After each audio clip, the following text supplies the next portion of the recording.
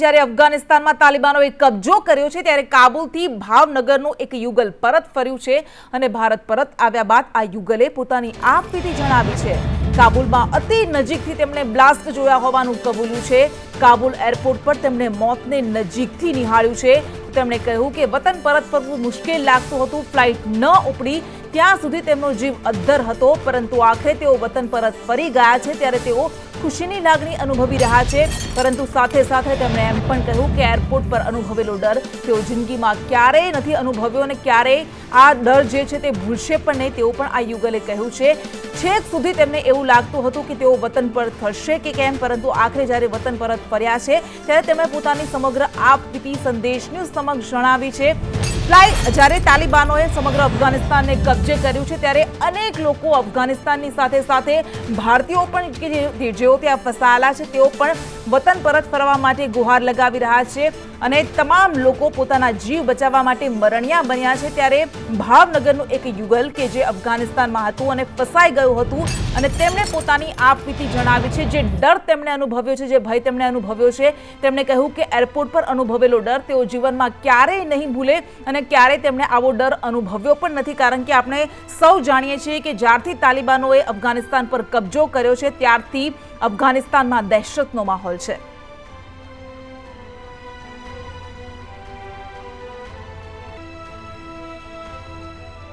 તો આપણી સાથે આ યુગલમાંથી શિવાંગ દવે આપણી સાથે જોડાઈ ગયા છે કે જેઓ ભાવનગર પરત ફર્યા છે।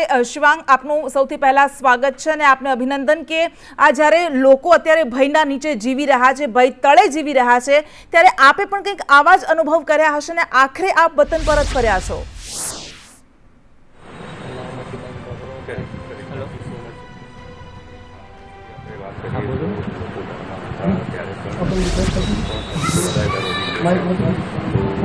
People are really scared. They all are hoping to get things over.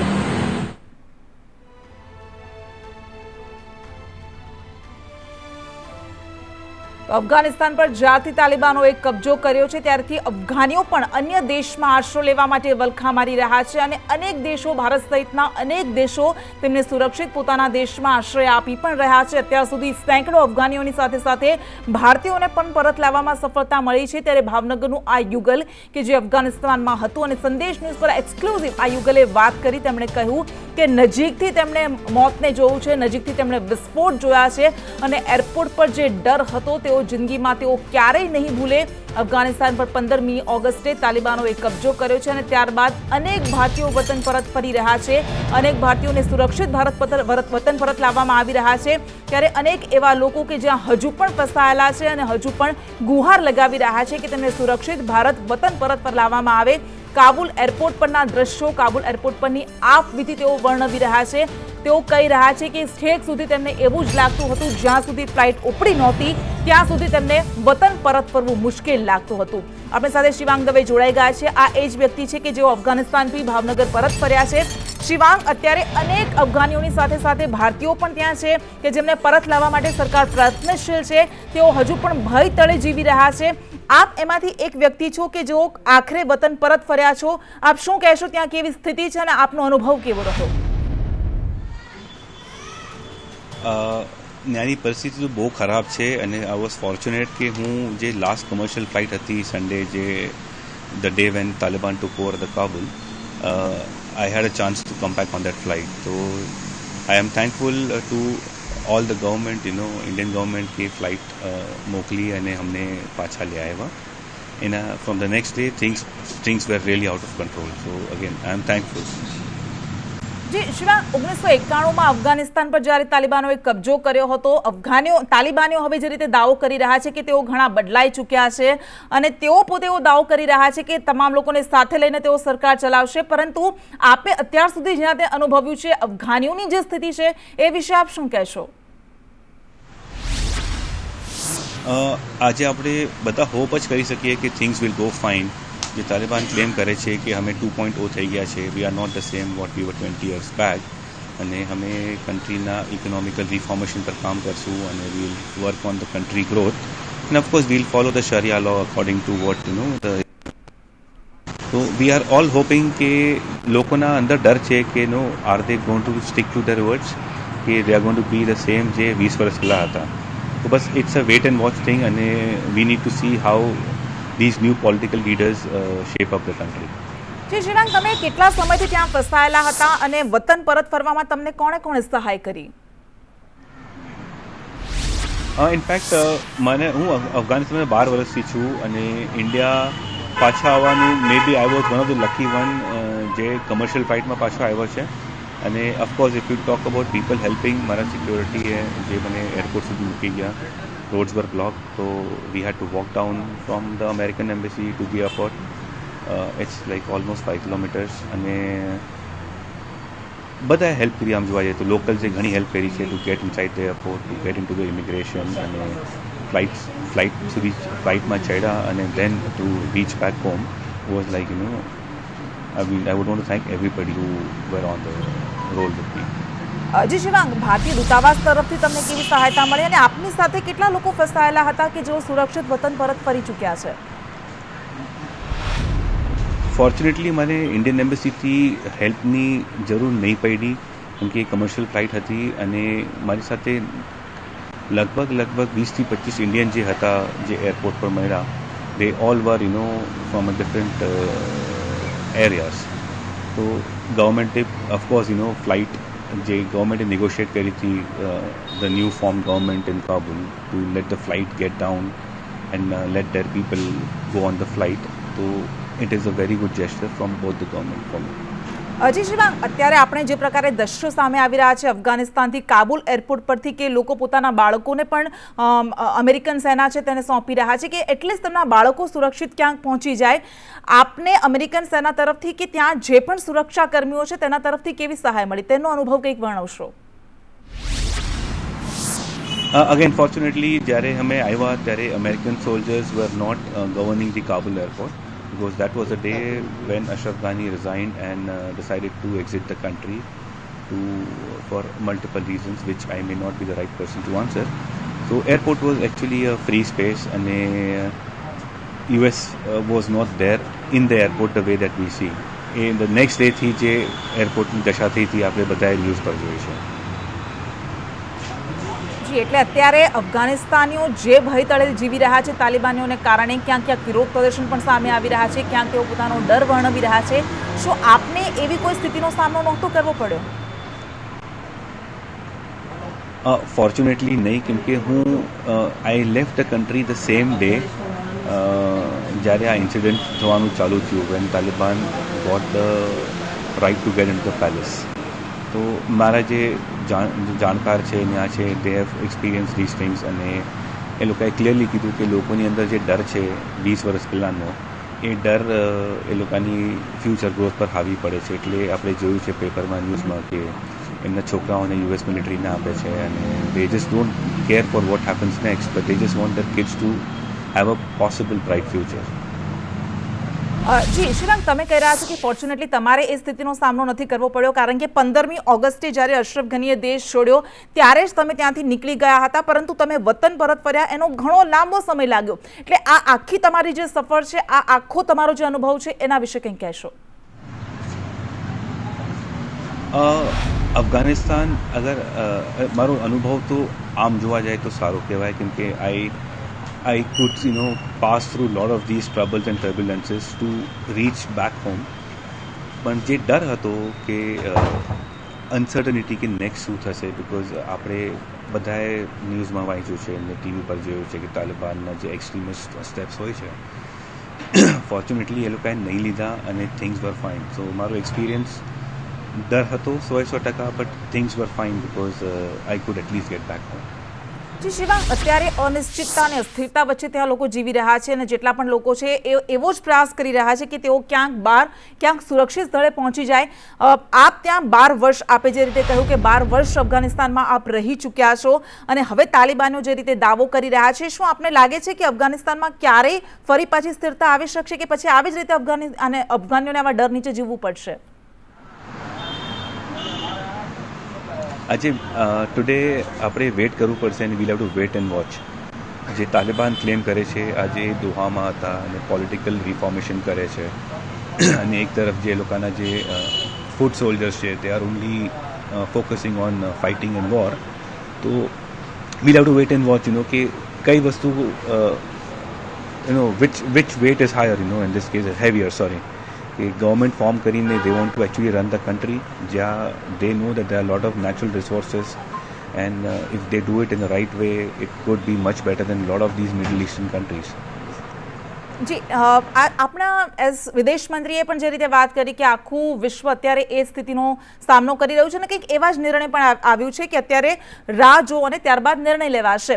હવે આપ જ્યારે ફરજ અહીંયા ફરી ચૂક્યા છો, આગળનું આપ શું વિચારી રહ્યા છો? અને બીજી વસ્તુ એ કે તમારી સાથે જેટલા પણ લોકો હતા, તમને બીજા એવા દેશોનો કેટલો સપોર્ટ મળ્યો?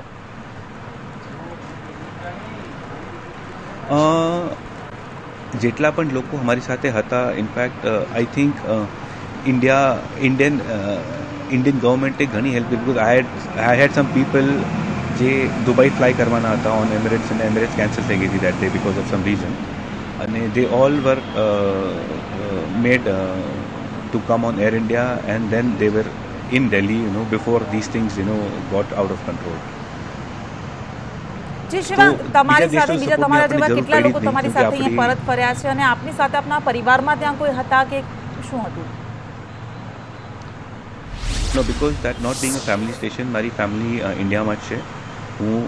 I was there alone, અને જે કહે કે you get acquaintance with the time and with the place at times, and when you meet people there, so they were like more than 15-20 people જે મને એરપોર્ટ પર મળ્યા, અને they all were just waiting to come back home. જી શિવાંગ, અત્યારે આપણી પાસે તમે જે રીતે કહ્યું કે 15મી ઓગસ્ટે જ તમે ત્યાંથી નીકળી ગયા હતા, પરંતુ હવે આપણી પાસે જે રીતે દ્રશ્યો સામે આવી રહ્યા છે કે ક્ષમતા કરતાં વધારે લોકોને ફ્લાઇટ્સમાં ભરવામાં આવી રહ્યા છે, ઘણા લોકોને પાયાની સુવિધાઓ પણ નથી મળી, ભોજન માટે પણ વલખા મારવા પડી રહ્યા છે. આવી કોઈ મુશ્કેલીઓનો શું તમારે સામનો કરવો પડ્યો હતો? ના, ફોર્ચ્યુનેટલી નહીં, કેમ કે the position which I hold, situation આવત તો પણ there would be multiple helps which would flow in to get things sorted. જી શિવાંગ, તમે જે રીતે કહ્યું કે 15મી ઓગસ્ટે તમે દેશમાંથી નીકળ્યા હતા, પરંતુ જ્યારથી અમેરિકાએ એવી જાહેરાત કરી હતી કે તાલિબાની જે છે તેઓ અહીં કબજો કરી શકે છે તેવી સંભાવના પણ હતી, કારણ કે અમેરિકી સેનાને તેઓ પરત લેવાના છે, તો ત્યારથી અફઘાનિસ્તાનમાં કંઈક અસ્થિરતાની સ્થિતિનું નિર્માણ થઈ ચૂક્યું હતું અને ધીરે ધીરે એક પછી એક પ્રાંત તાલિબાનો કવર કરી રહ્યા હતા. તો ત્યાં સુધી તો શું તમને એવું લાગતું હતું કે દેશમાં સુરક્ષા હશે એવું? બિલકુલ નહીં એકચ્યુઅલી, કેમકે આ જે સન્ડેનો જે ઇન્સિડન્ટ થયો 15th ઓગસ્ટે કે Taliban took over Kabul, even આપણે ન્યૂઝમાં જોતા હતા કે US were claiming that it will take 30 days to 90 days, but A suddenly જે અનફોલ્ડ થયો અને Kabul collapsed to Taliban in less than 24 hours time after capturing the two other main provinces capital.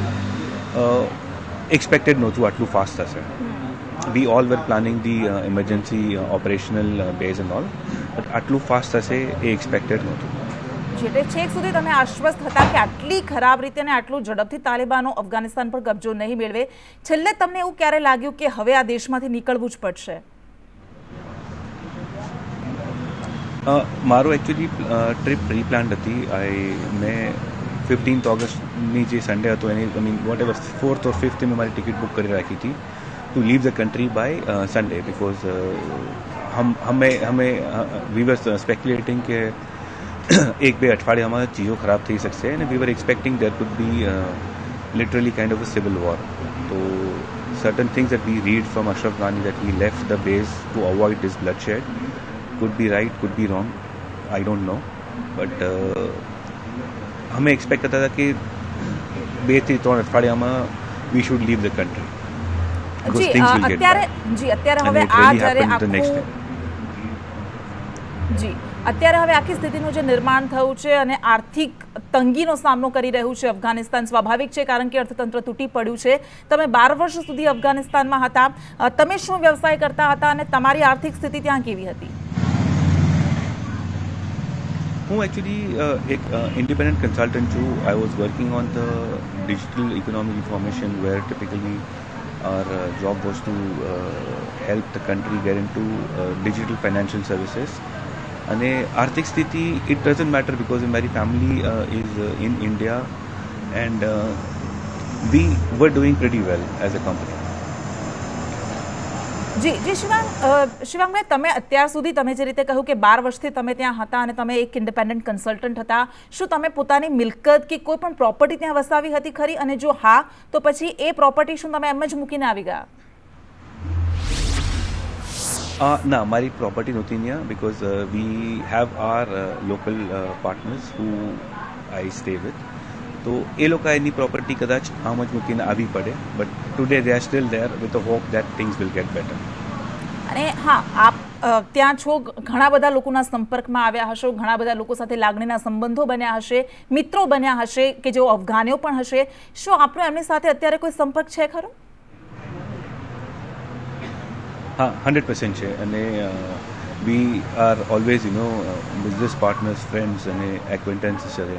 તો yes, હું હમણાં પણ ટચમાં છું અને fortunately they all claim to be inside the house અને they are just waiting for things to get fine. જી શિવાંગભાઈ, અત્યારે ઘણા બધા એવા પણ સમાચાર આવી રહ્યા છે કે અફઘાનિસ્તાનમાં અત્યારે એવી સ્થિતિ છે કે ઇન્ટરનલ પણ લોકો કોન્ટેક્ટ નથી કરી રહ્યા, કારણ કે એમને ડર છે કે ક્યાંક જો તેઓ સંપર્ક કરશે તો સામેવાળી વ્યક્તિનું જીવન ક્યાંક મુશ્કેલીમાં ન મુકાઈ જાય. એટલે શું આટલી ખરાબ પરિસ્થિતિ અત્યાર સુધી આવી ચૂકી છે? ડર તો બહુ હાવી થઈ ગયો છે, because in past we have seen that Taliban has been really brutal. તો આપણને નથી ખબર કે તાલિબાન શું રિએક્ટ કરશે કાલે. તો એ ડર જે છે, અને જે સ્પેશિયલી જે ગવર્મેન્ટમાં હતા, દે આર રિયલી સ્કેર્ડ. તો એ લોકો કદાચ અંડરગ્રાઉન્ડ આપણે જે કહીએ, or they are actually left the country and we don't know where they are. તો એવી સિચ્યુએશન છે, but not for the common people, but for certain influential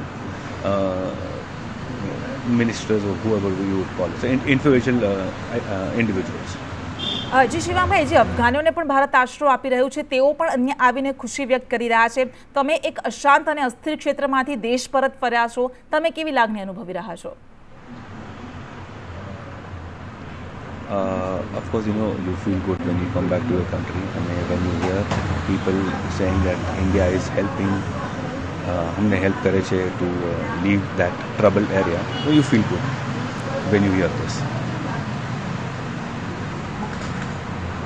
જી શિવાંગભાઈ, અત્યારે હવે જે અત્યારે સ્થિતિ છે, અને અમેરિકા તરફથી પણ કહી ચૂક્યા છે કે 31 ઓગસ્ટ સુધી તમામ સેનાને પરત લેવામાં આવશે જો જરૂર આગળ નહીં પડે તો.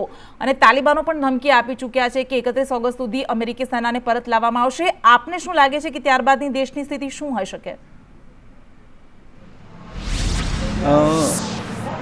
बीइंग ऑप्टिमिस्टिक, हमने लागे છે કે અગર તાલિબાન જે ક્લેમ કરે છે એના ઉપર એ ટકી રહેશે, or they will stick to what they are saying, countryની situation will be much better than what we see in lot of these Middle Eastern countries, of course because of the natural resources which they claim to have.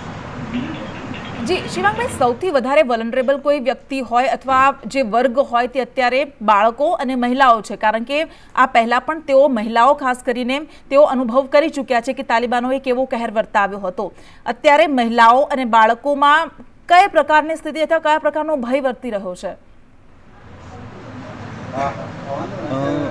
Insecure future. અગર આપણે જે તાલિબાનના પહેલાંની ગવર્મેન્ટની વાત કરીએ તો ladies જે હતા તે ઓફિસમાં બી કામ કરતા હતા, મિનિસ્ટરી પોઝિશન પર પણ હતા, ઇમિગ્રેશન પર બી કામ કરતા હતા. તો they were at various places, teachers હતા, સ્કૂલમાં ભણતા હતા, કોલેજ હતી, MBA કરતા હતા. હવે જે તાલિબાન ક્લેમ કરે છે કે અમે એ લોકોને ભણવા માટે અલાઉ તો કરશું, પણ it has to be it cannot be a coed school. Girls માટે અલગ સ્કૂલ, બોયઝ માટે અલગ સ્કૂલ, અને there will be certain restrictions. એ લોકોના જે ડ્રેસીસ હોય છે to cover the face and the head, એ મેન્ડેટરી કરી નાખશે. And they are saying that they will not allow they will allow women to work in the commercial field. તો આપણે જોઈએ what has to happen, but fear has to be there. છોકરાઓ માટે future અને ladies માટે એ લોકોની જે security છે અને જે ફ્રીડમ હતી તે કદાચ પાછી ખેંચાઈ જાય. જી શિવાંગભાઈ, તાલિબાન એવું તો કહી ચૂક્યા છે કે મહિલાઓને અધિકાર આપવામાં આવશે, પરંતુ શરિયા લો પ્રમાણે આપશે, અને શરિયા લો તેમના મતે ખૂબ જ સબ્જેક્ટિવ છે, ખૂબ જ સંકુચિત છે. તેઓ જે રીતે અર્થઘટન કરી રહ્યા છે તે પ્રમાણે શું આપે ક્યાંય જોયું હતું કે મહિલાઓ પર ખરેખર તેઓએ ત્રાસ વર્તાવવાનું શરૂ કરી દીધું છે અને તેના કારણે મહિલાઓ ખૂબ જ ભયમાં હોય? હોઈ શકે, क्योंकि इट्स ऑल सिचुएशनल અને कहने कि certain religious laws can be interpreted in the way that you want to interpret.